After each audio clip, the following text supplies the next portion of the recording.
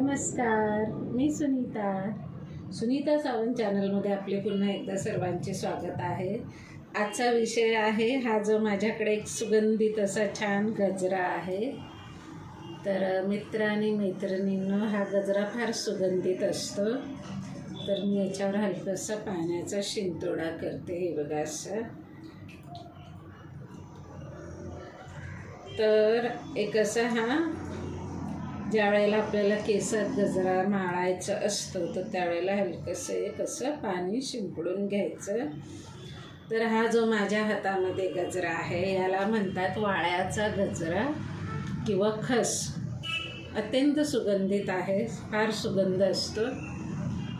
तर हा गजरा मागचा हेतू असा की काल मला जरा मी बाहेर गेलेली तर तिथे मला एक असं एका लेडीजनं तो दिला, कारण हा फारच दुर्मिळ असतो। आणि माझ्या वेळेला त्यांनी 3 घेतले आणि मलाही असं वाटलं घ्यावा, परंतु त्यांनी मग त्याच्यातला एक मला दिला। तर मी घेतले ते बघा, चाफे घेतले आणि शेवंतीचे गजरे। तर म्हटलं हे फार दुर्मिळ असतात आणि एवढेही महाग नसतात आणि इतकेही स्वस्त नसतात। तर वाळा किंवा खस, तर हा जो खसांचा म्हणजे खसाचा वाळ्याचा हा जो सुगंधित गजरा आहे तर याचे शास्त्रीय नाव आहे क्रायसोपोगॉन आणि झॅनी ऑइडिस असं याला म्हणतात। तसं याचं इंग्लिश नाव आहे व्हेटिव्हर ग्रास। आणि हा गजरा कशापासून बनतो तर वाळा खस या गवताच्या सुकलेल्या मुळांपासून की ही मुळं स्वच्छ करून सुकवून दोऱ्यामध्ये हे बघा दोऱ्यात ओवून हा गजरा बनवतात। म्हणून तो सोनेरी रंगाचा, पहा असा गोल्डन आहे, म्हणून हा सोनेरी रंगाचा आणि थोडासा काटेरी दिसतो, असा काटेरी दिसतो। तर भरपूर सुगंध आहे। याची सुगंधाची वैशिष्ट्य काय आहे की हा नैसर्गिक थंडावा देणारा आहे। खास करून उन्हाळ्याच्या दिवसात तुम्ही जर केसात माळला तर खूप आपल्याला डोक्याला थंडावा येतो। डोकं दुखत असेल तर डोकं दुखायचं थांबतं। तर असा हा नैसर्गिक थंडावा देणारा गजरा आहे आणि हा हे करतो असं म्हणजे याचा सुगंध खूप काळ टिकतो याचा। आणि सगळ्यात महत्त्वाचं म्हणजे हा जो गजरा आहे हा नैसर्गिक असून मातीसारखा सुगंध थोडासा आहे आणि खूप काळ टिकतो। हा आता आठवडा, 2 आठवडे, 3 आठवडे, 1 महिना, 2 महिनेसुद्धा टिकतो। तर ह्याला कसं आहे की हा जर आता तुम्ही केसात माळून झालं तर तो सुकलेला तसाच तो पेपरमध्ये, प्लॅस्टिकमध्ये नाही, पेपरमध्ये ठेवून द्यायचा किंवा कापडी पिशवीत ठेवून द्यायचा। आणि कापडी पिशवीत ठेवून दिला की मग तो जास्त काळ टिकतो। आणि मग ज्या वेळेला तुम्हाला माळायचं तर असं त्याच्यावर असं पाणी शिंपडायचं, हे बघा असं, आणि मग तो जरासा ओला करायचा तर त्याचा सुगंधी। जर तो असा हे बघा अशी फुलं असतात एक ही दोऱ्यात धाग्यात होतात ती, तर हे बघा ही टणक लागते हाताला, हे बघा। तर ही खस किंवा तो वाळा असतो ना, त्या वाळाच्या गवताची फुलं असतात। ते बघा या फुलांपासून असा हा गजरा तयार होतो। ही काटेरी थोडीशी फुलं, पण ती काटेरी नाही आहे, हाताला मऊ असतात, पण दिसतो साधारण तसा। तर असा हा नैसर्गिक थंडावा देणारा मातीसारखा सुगंध खूप काळ टिकणारा हा गजरा तुम्ही अनेक वेळा फुलवाल्यांकडे पाहिला असाल। तर याचा उपयोग कसा गजरा माळण्यासाठी, देवांना पण देतो आपण। तर याचा वापर तसा केसात आणि देवपूजेत पण होतो आणि उन्हाळ्यामध्ये शरीराला थंडावा किंवा थंड ठेवण्यासाठीही केला जातो। काही ठिकाणी तर डोकं दुखण्यावर म्हणून रामबाण उपाय आहे हा, आणि ताणतणाव पण कमी करतो हा असा माळल्यावर।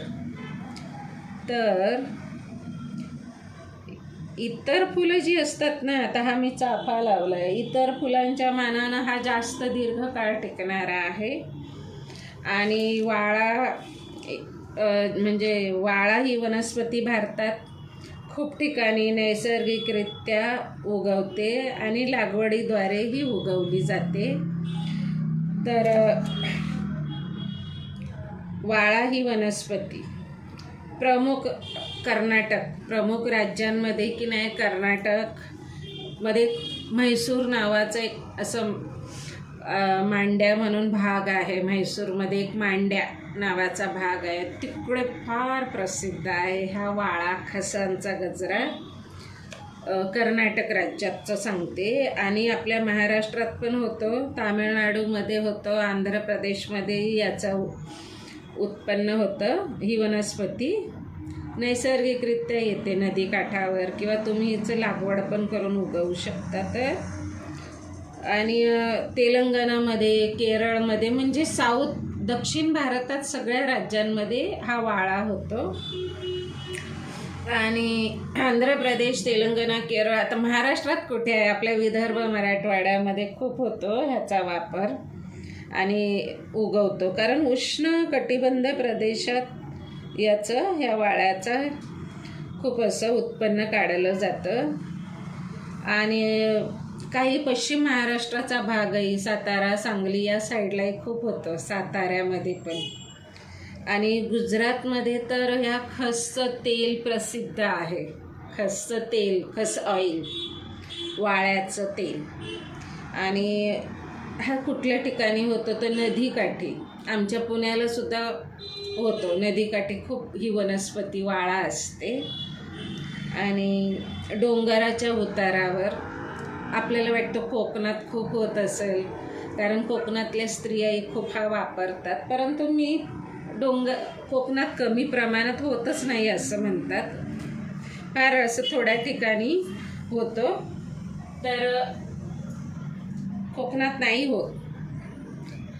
काही आपल्याला वाटतं बघा नाही, किती छान छान एक सिंगल फुल, अगदी मोजून मला वाटतं ही फुलं 1, 2, 3, 4, 5 अशी फुलं आहेत अशी. आणि हा ओरिजिनल कसा ओळखायचा, सुगंध आणि साध्या अशा धाग्यामध्ये ओवलेला असतो, ही याची ओरिजिनलता असते. तर हा कुठल्या पण उष्ण व दमट हवामान आणि खूप पाणी सहन करतो. याला किती पण पाणी द्या, शोषून घेतो पाणी. आणि महाराष्ट्रात, कर्नाटक, तामिळनाडू इथे वाळ्यांच्या मुळापासून, म्हणजे बघा हे गजरे बनवतात, पंखेसुद्धा बनवतात असे, ते हवा घ्यायचे. परत पडदे पण बनवतात, चटयासुद्धा बनवतात. ह्याची जी मुळं असतात ना लाकडांपासून, मग त्या चटया असतील वाळ्यांच्या, त्या किती सुगंधित असतील ना. बघा खूप सुगंध आहे, हलकासा मातीसारखा सुगंध आहे. तर असा हा क्रायसोपोगॉन जिजॅनिआयडस असा नावाचा शास्त्रीय नाव असलेला हा, आणि आपण मराठीतून याला वाळा किंवा खसाचा गजराचा हा व्हिडिओ तुम्हाला कसा वाटला तर खाली जरूर शेअर करा, कमेंट करा, सबस्क्राईब करा आणि लाईक करा. आणि आवडल्यास जरूर कळवा. तर असा हा सुगंधित वाळ्याचा गजराचा व्हिडिओ कसा वाटला. Thank you for watching.